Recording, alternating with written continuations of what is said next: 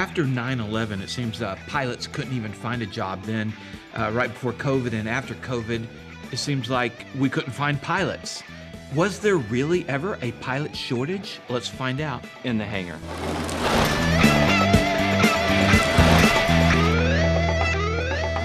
Hi, welcome to In the Hangar. I'm Dan Milliken. And I'm Greta Torvart.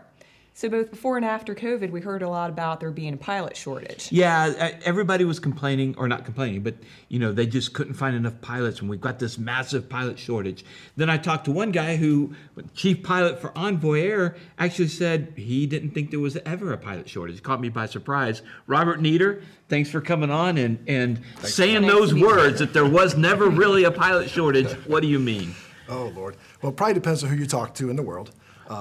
But from what I've seen, we have not had a shortage of pilots qualified to come work for us. We've always had a backlog of applicants and people willing to come work for us. Even during the time right after COVID, where everything kicked back up and we'd had all those pilots furloughed and early retirement, so we had this small pilot group and everybody was scrambling, but you didn't have a shortage. No. So I think what people misconstrued was whenever there's an economic crisis, the money folks want to shave as much cash as they can. Okay. And that includes furloughing pilots and or early retirements. So you've probably heard about all the majors, right, and all our guys go. Well, who gets to go whenever they have that is the most senior folks. So for the big airlines, it's the guys flying the big airplanes. So then they go away for 6 months, a year, and as the economy recovers from these traumatic events, you need pilots to start flying those airplanes again. Well, guess what? All your senior guys are gone, so now you've got to train everybody behind them. And it gets really confusing, and a big problem is you have different fleet types. Right. So every training cycle our training cycles are about 80 days. So you lose a pilot from flying a line for 90 days. So if you want to put the guys from the smaller airplanes into the big airplanes, you got to wait 90 days. 3 months. It's 3 months, right? Plus or minus. And then you got to backfill that person. And then you got to do it from FO to captain. So the big thing in my mind was that the pilots were just not in the right place. Okay, so it wasn't a pilot shortage, it was a pilot misplacement. Right, and it was just because you wanted to save cash and get rid of heads at the top of the list. Okay, so it was just getting that pipeline moving up to the different equipment that needed exactly to move. Every time I've seen one of these trauma events, and I've been doing this a while, 9/11, then we had the economic crisis, then we had the COVID. And the finance people want to cut heads, they want to give leaves. We gave leaves for 1 year, 2 years, and 5 years. In fact, I still got a few folks out on a 5-year leave. Oh, really? Yes. That can come back? That can come back, because we started March of 2020, and now is the time for them to make their decision to come back. Oh, wow. Now, most of them have already come back, right? Because the money came back and things like that. It wasn't a huge number for us, but it was just a way of saving cash. And then they're gone for not very long, and the finance people are like, hey, can you get them to come back? right. And I've seen this every economic downturn. So the economic downturn, in my mind, usually lasts a year, 18 months, and then you got to go back and you've let the senior folks go, you've done this, and now you got to start retraining everybody to get them back where you need them to be. And so then that creates this pilot shortage, or what the world sees, because you don't have enough pilots in the right equipment to fly the flights. And so then you can't cancel flights, or you don't schedule the flights, and people are struggling to get their flights, and the airplanes are packed. So it just becomes a big mess. Right. So for those thinking about becoming an airline pilot, what's their outlook over the next, say, 1 to 5 years? Oh, I think it's great.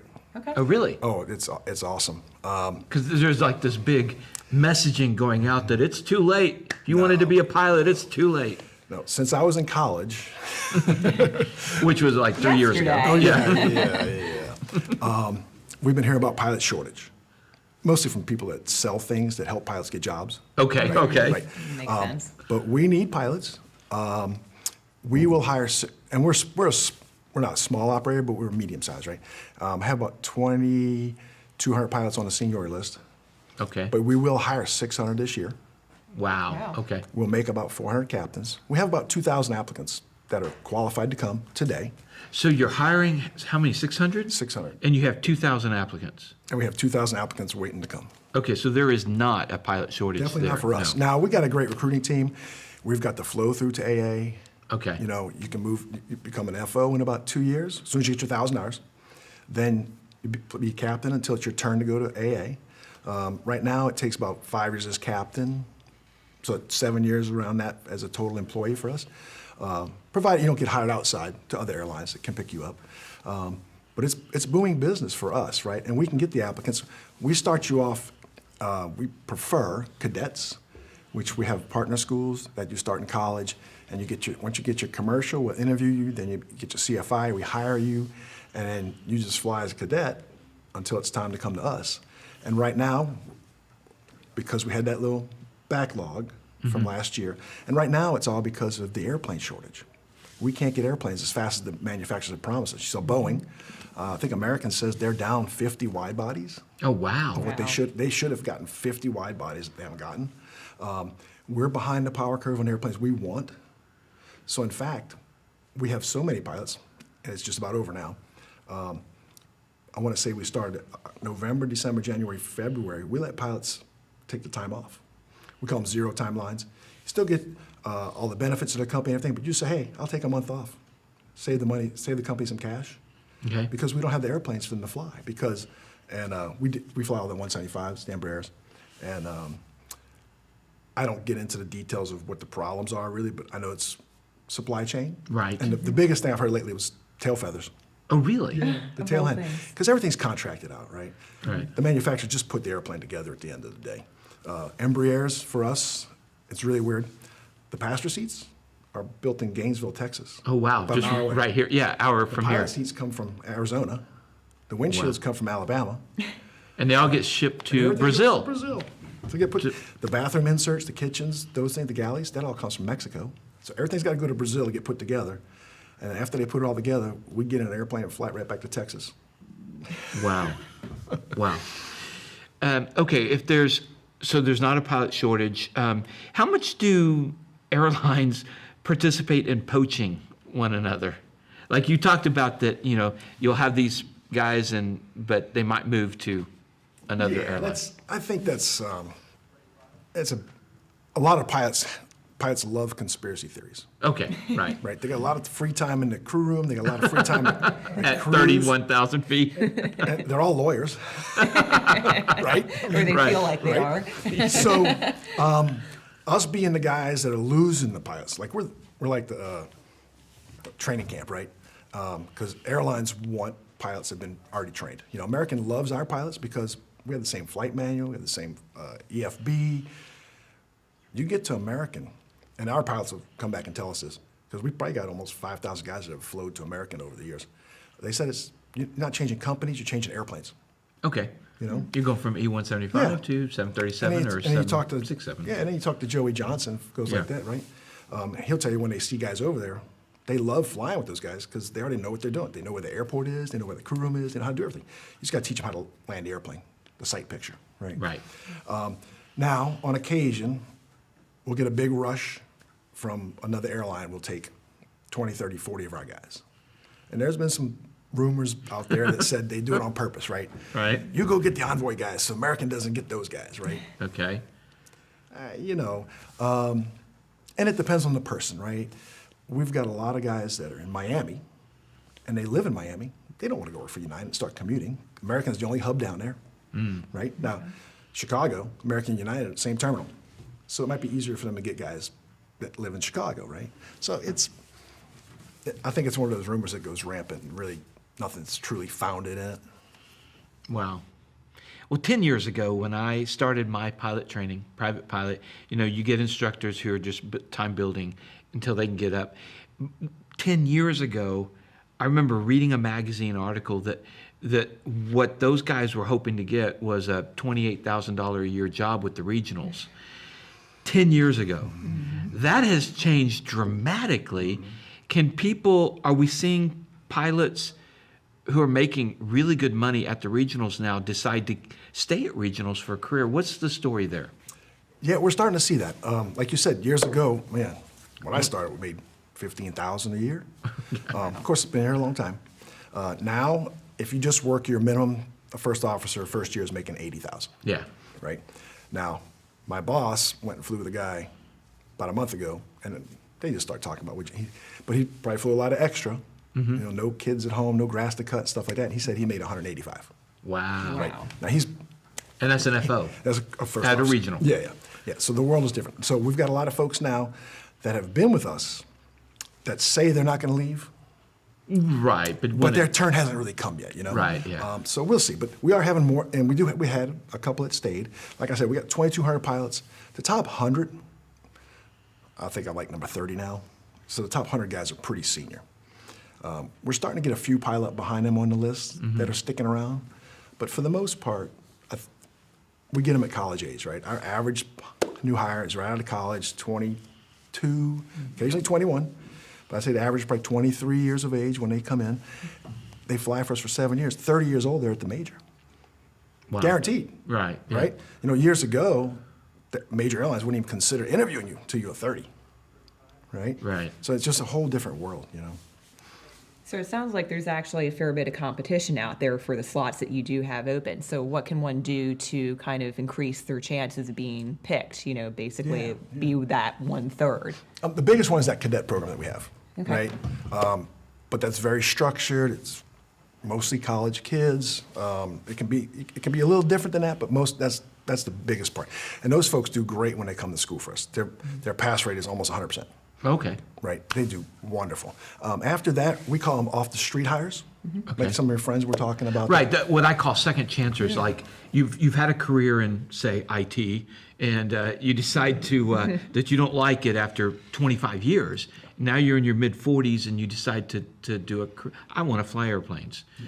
So those kind. What are their chances? We see a bunch of them. I've seen doctors, lawyers, plumbers. Doctors? Yeah, you name it. It's crazy. It's I can understand that. You know, I'm getting burnt out on what they were doing. You know, and Interesting. now the few things that I explain to them when they ask is that you have to leave that first career behind. It's almost got to be, especially while you're in training, because a lot of people, like a plumber, Okay. he's got a business, and the business is doing great. So he's like, oh, I've got thousands of flight hours because I had my own airplane. I'm ready to be a first officer. I've done everything else on the side, you know, multi-engine, and I'm ready to go. I said, well, when you come to ground school, you need to be like the 23-year-old. Eat, drink, sleep airplanes. Because if you try to make phone calls to the guys that are working the jobs and stuff, you're not here 100%, and you're not going to make it through. Then the second ones that have problems, the guys just have a lot of money, Okay. right? You know, they've done very successful, and they're like, 50, 55, and they say, I'm just going to go be a first officer because I always wanted to be an airline pilot. And they don't need the job, Right. right? And they just kind of don't immerse themselves in it, right? Because it's pretty intense. It's Yeah. 80 days, and I mean, you eat, drink, and sleep airplanes, right? Now, a lot of them, the success rate for them compared to the cadets is quite a bit lower. Really? Oh, yeah. The cadets is the highest we have. Okay. Then the second group, I would say we call them off the street, right? That might be college kids or that age group that have done flight instruction and stuff, are up to date on all the newfangled things, but just didn't go through the cadet program. And those folks do pretty good too, right? Right. The ones that don't do well are guys that were just out there burning holes in the sky.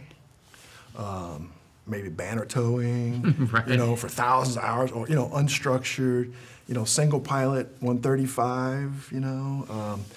They've got some rules, but they're not, nobody's watching them every day. Right. They're not taking check rides every day. They're not getting line checks, you know. Those come down the list a little bit more. Then the second career folks are probably right behind it. So the second career folks are probably Lower than that. a little lower. Now, we're not talking below 90%. Okay, but still. But there's a significant portion that are upset with themselves because they just couldn't do it Interesting. right. Yeah. But it's very possible. And for folks that are watching if you're watching this channel, you're into it, you're probably going to make it. Right. Okay. So. So for your cadet program, is this one that anybody can join, or do you have to be affiliated with the partner schools? I know a lot of the cadet programs are partner school oriented. Exactly. And it's not just the colleges, but it's the bigger firms like ATP and things like that, right? Those Partner The big, 141 flight schools. yeah, the big, Right. very structured, right? And so they do very, very, very well, like I was saying, because they've been structured since they showed up first day for their private, right? Exactly.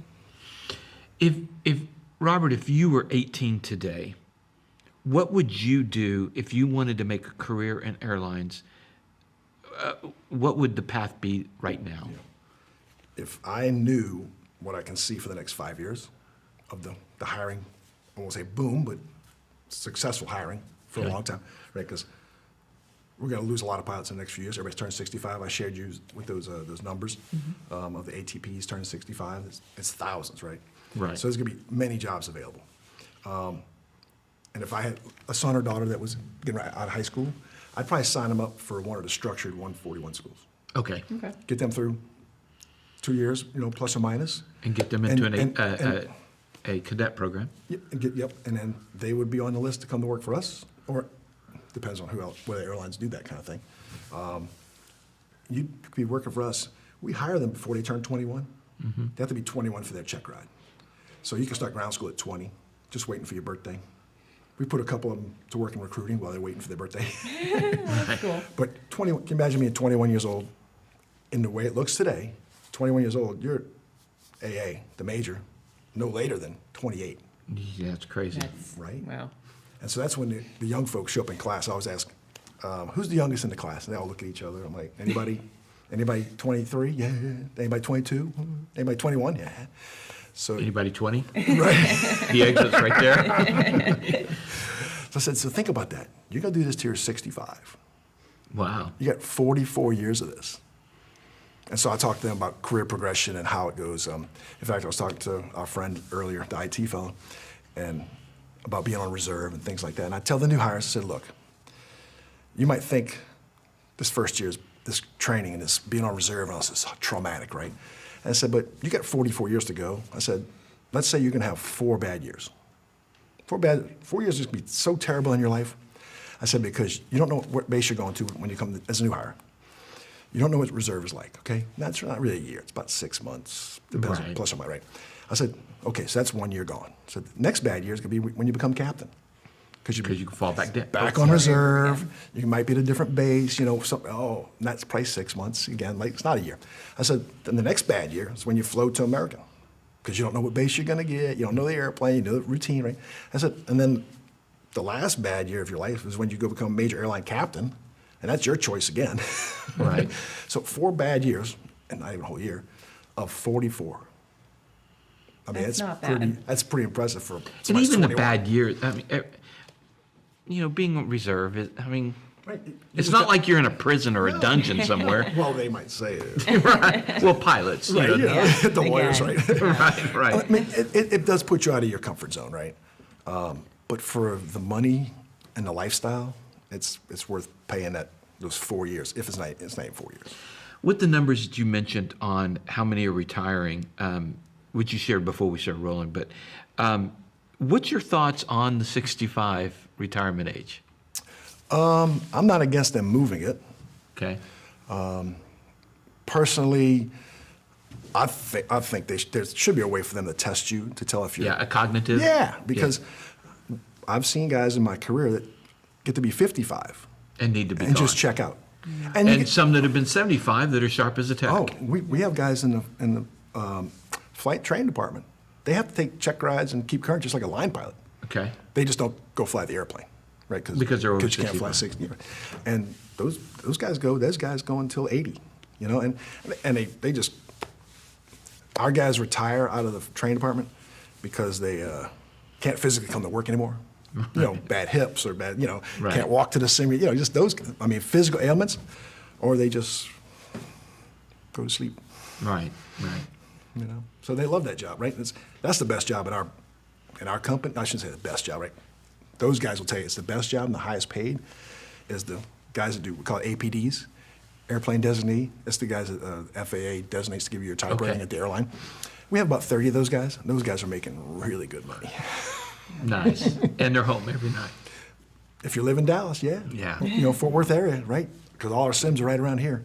Those guys, they love me to death.